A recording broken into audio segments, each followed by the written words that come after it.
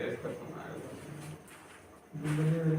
हिंद मेरे प्यारे साथियों। आज आप लोगों का एक नया क्लास लेकर के आ रहा हूँ आज से। ठीक है, 2026 में जितने लोग को बोर्ड का एग्जाम देना है कक्षा 12 का सिविक्स, किसका सिविक्स, ठीक है, उन लोगों के लिए बेसिकली ये क्लास है। और जो मैं वादा करता हूँ कि जो इस क्लास को देख लेगा या फिर मुझसे पढ़ लेगा उसका 90 से पार कर दूंगा, यानी कि 90% से पार कर दूंगा इस सब्जेक्ट में। ठीक है, जिसका पहला चैप्टर का नाम है शीत युद्ध। क्या है? शीत युद्ध। ठीक है, इस पहले चैप्टर को आइए आज शुरुआत करते हैं। जैसे कि आप लोगों को पहला चैप्टर दिखाई क्या दे रहा है? शीत युद्ध। क्या? शीत युद्ध।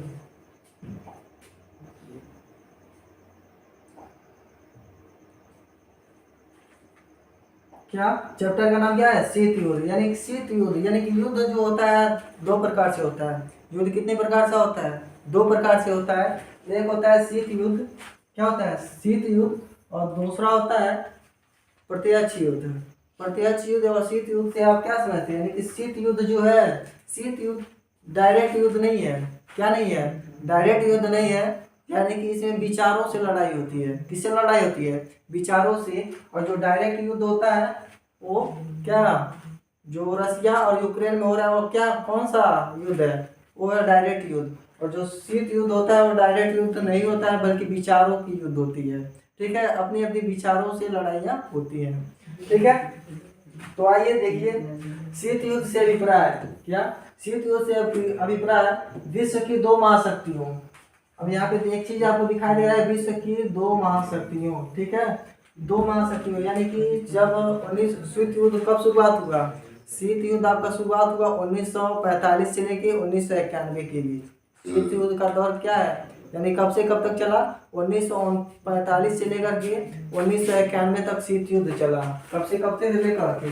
1945 से लेकर के 1991 तक आपका शीत युद्ध चला। ठीक है, शीत युद्ध में पूरा विश्व यानी कि पूरा संसार दो गुटों में बढ़ चुका था। कितने गुटों में बढ़ चुका था? दो गुटों में बढ़ चुका था। ठीक है, जिसका एक का अगुवाई अमेरिका कर रहा था, अमेरिका। ठीक है, और एक का अगुवा कौन था? सोवियत संघ।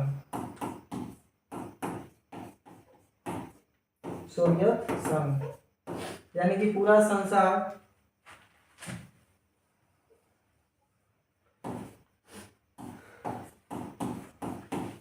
सोवियत संघ, पूरा संसार दो गुटों में बढ़ चुका था। जिसका एक का अगुवा कौन था? अमेरिका, और दूसरे का अगुवा कौन था? सोवियत संघ। ठीक है, आगे देखिए, अमेरिका और भूतपूर्व सोवियत। इसको भूतपूर्व यानी कि अमेरिका, एक तो अमेरिका था और दूसरा भूतपूर्व सोवियत। भूतपूर्व क्यों कहते हैं सोवियत को? पहले वो सोवियत संघ था जिसमें 15 गणराज्य थे। कितने गणराज्य थे? 15 गणराज्य थे। वर्तमान में ये क्या बन चुका है? रूस बन चुका है। क्या बन चुका है? रूस बन चुका है, इसीलिए इसे भूतपूर्व कह रहे हैं। ठीक है, क्योंकि वर्तमान में ये सोवियत संघ नहीं है, वर्तमान में क्या है? रूस बन चुका है। सोवियत संघ के बीच व्याप्त कटु संबंधों के इतिहास से है। ठीक है, जो तनाव भय ईर्ष्या आधारित था। ठीक है, दूसरे विश्व युद्ध के बाद यानी कि 1945 से लेकर 1991 के मध्य इन दोनों महाशक्तियों के बीच शीत युद्ध का दौर चला। ठीक है, और विश्व दो गुटों में बट गया था। क्या हो गया था? विश्व यानी कि संसार दो गुटों में बट चुका था। ठीक है, यह दोनों के मध्य विचारात्मक राजनैतिक, ठीक है, संघर्ष था। स्मरणीय बिंदु। ठीक है, द्वितीय विश्व युद्ध के बाद से अब तक की प्रथम विश्व युद्ध कब से कब तक चला? 1939 से 1914 से लेकर के 1918 तक चला। और द्वितीय विश्व युद्ध 1939 से लेकर 1945 तक चला। ठीक है, द्वितीय विश्व युद्ध के बाद से अब तक की वैश्विक घटनाओं का अध्ययन समकालीन विश्व राजनीतिक के विषय है। ठीक है, अगला देखिए, द्वितीय विश्व युद्ध के गुट, यानी कि द्वितीय विश्व युद्ध के जो गुट हैं उनके बारे में बताया जा रहा है। कौन कौन से थे? सोवियत यानी कि मित्र राष्ट्र, ठीक है, सोवियत संघ। मित्र राष्ट्र किसको कहते हैं? सोवियत संघ को, जिसमें कौन कौन शामिल था? फ्रांस था, ब्रिटेन था, संयुक्त राज्य अमेरिका, संयुक्त राज्य अमेरिका। अगला क्या है? धुरी राष्ट्र। धुरी राष्ट्र में कौन कौन आते हैं? जर्मनी आता है, जापान आता है और इटली आता है, ठीक है। द्वितीय विश्व युद्ध की समाप्ति के पश्चात, यानी कि जब द्वितीय विश्व युद्ध समाप्त हुआ, ठीक है, तो दो महाशक्तियों का उदय हुआ। यानी कि द्वितीय विश्व युद्ध जब समाप्त हुआ तो कुल दो महाशक्तियों का उदय हुआ, ठीक है। एक था पूंजीवादी, पूंजीवादी विचारधारा प्रतिनिधित्व करने वाला, यानी कि एक था पूंजीवादी, पूंजीवादी पूंजीवादी ठीक है। एक कौन था? एक था पूंजीवादी विचारधारा को मानने वाला, और दूसरा क्या था? समाजवादी विचारधारा को मानने वाला, ठीक है। अपने प्रभाव को बढ़ाने के लिए दोनों महाशक्तियों ने अन्य देशों के साथ संधियां की। यानी कि 1945 में, 1945 से 1991 के बीच क्या चला? शीत युद्ध चला, ठीक है।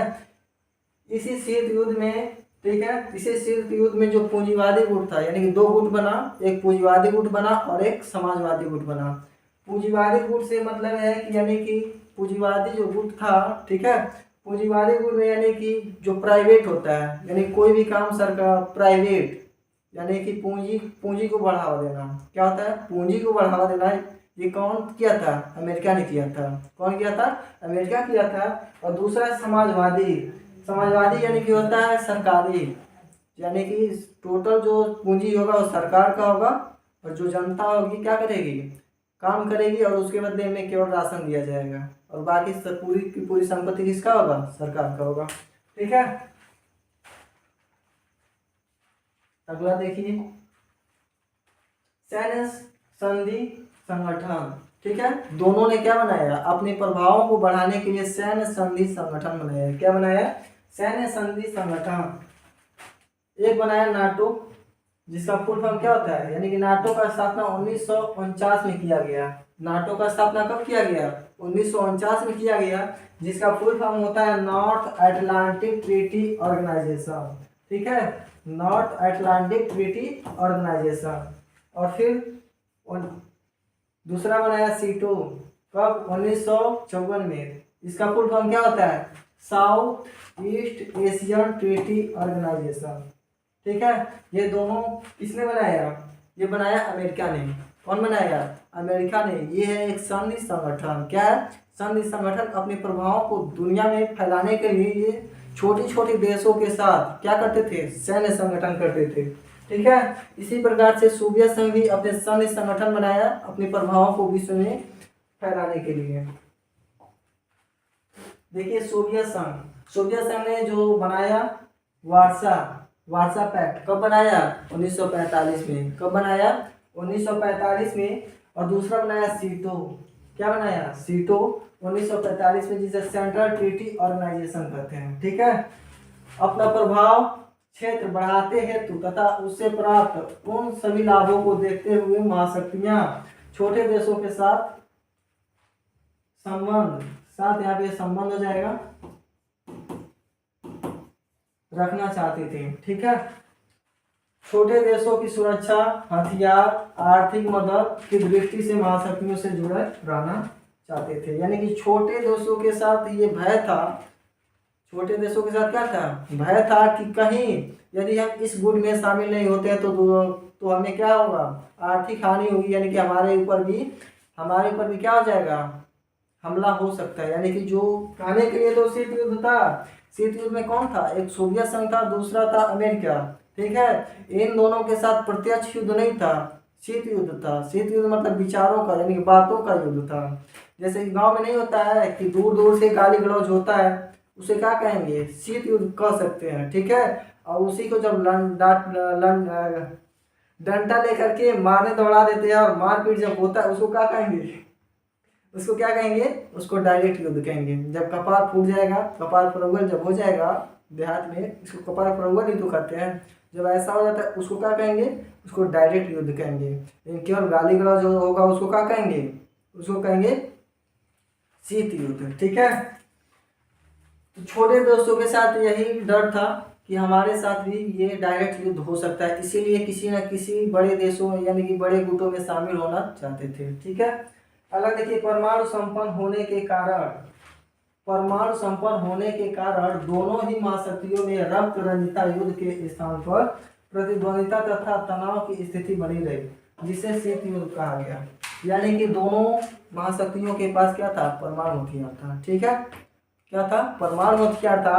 दोनों ने रक्त रंजिता युद्ध नहीं किया। क्या नहीं किया, रक्त रंजिता युद्ध नहीं किया, क्योंकि दोनों गुटों को इस बात का भय था कि यदि मैं परमाणु बम को छोड़ूंगा तो उधर से भी छोड़ेगा। ठीक है, इधर से यदि हम हमला करेंगे तो उधर से भी हमला करेगा, तो नुकसान तो दोनों का होगा, होगा कि नहीं होगा। इसीलिए दोनों ने क्या किया, सिर्फ विचारों का ही युद्ध रहने दिया, यानी कि डायरेक्ट युद्ध नहीं किया। अगला देखिए, अगला महाशक्तियों को छोटे देशों से लाभ। महाशक्तियों को क्या, छोटे देशों से लाभ, यानी कि महाशक्तियां जो थी छोटे देशों के साथ क्यों सैन्य संगठन करती थी। ठीक है, उसी के बारे में दिया है कि छोटे देशों के साथ प्राकृतिक संसाधनों को प्राप्त करना। प्राकृतिक संसाधनों जैसे कोयला हो गया, तेल हो गया, आदि खनिज, क्या, कोयला, तेल, खनिज और भी बहुत सारे प्राकृतिक संसाधनें हैं जो महाशक्तियां छोटे देशों के साथ सैन्य संगठन करके उन छोटे देशों पर अपना प्रभाव जमाती थी। ठीक है, और उसमें संधि में ये भी बात शामिल थी कि जो भी युद्ध में खर्च होगा उस सभी छोटे देशों को क्या करना पड़ेगा, भरपाई करना पड़ेगा। ठीक है, तो जो महाशक्तियां थी उन्हें छोटे देशों के साथ संधि करने पर उन्हें क्या करना पड़ता था, प्राकृतिक संसाधन प्राप्त होती थी। दूसरा क्या था, सैन्य ठिकाने स्थापित करना था। क्या करना था, सैन्य ठिकाने स्थापित करना था। मान लीजिए यहाँ पे अमेरिका है और यहाँ पे सोवियत संघ है। ठीक है, यहाँ पे अमेरिका है, यहाँ पे क्या है, सोवियत संघ है। यदि हमें यहाँ से यहाँ पे हमला करना हो, यानी कि ये क्या है, सोवियत संघ है, क्या है, सोवियत संघ है, और ये क्या है, अमेरिका है। यहाँ से यदि हमला करना तो दूर पड़ रहा है कि नहीं पड़ रहा है, दूर पड़ रहा है ना। तो जब दूर पड़ रहा है तो यदि ये सोवियत संघ इसके पास वाले किसी देश से संधि कर ले, किसी देश से क्या कर ले, संधि कर ले, तो ये पास से जितने, अगर पास से हमला करेगा तो ज़्यादा क्षति पहुंचा सकेगा, ज़्यादा क्षति पहुंचा सकेगा कि नहीं पहुंचा सकेगा, पहुंचा सकेगा ना। ठीक उसी प्रकार से ये भी, इसको भी अगर इस पर हमला करना हो तो यहाँ से करेगा तो क्षति कम पहुंचा पाएगा, अब कर पाएगा, क्षति कम पहुंचा पाएगा। लेकिन यहाँ ये जो अमेरिका है कि किसी सोवियत संघ के पास वाले किसी देश से सैन्य संगठन कर ले रहा है, तो यहाँ से इसको यहाँ पे हमला करने में ज़्यादा आसानी होगा। क्या होगा, ज़्यादा आसानी होगा।